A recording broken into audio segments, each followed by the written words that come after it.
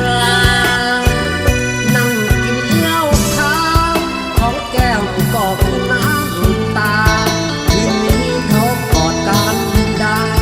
อายกอดเสื้อลามใจอย่างสุดสีสองขาอายจำหมดประตูสูหมดหนทางแก้ไขจะไปอ้อนวอนมันก็สายเกินไปได้แต่มองหายเพราะน้องเป็นของเขาแล้วในวันน้องแต่งแค่คนเขามาขับขันดนตรีเสียงดังบอกว่าเขาแต่งกันแล้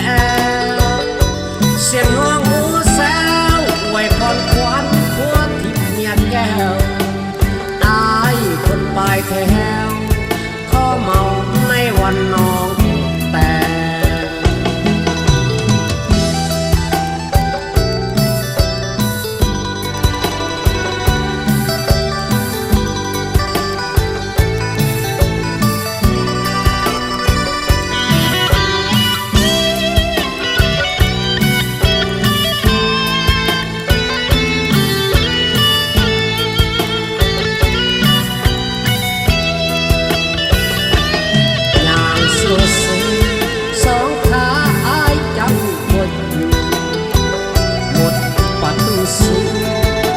หมดหนทางแก้ไข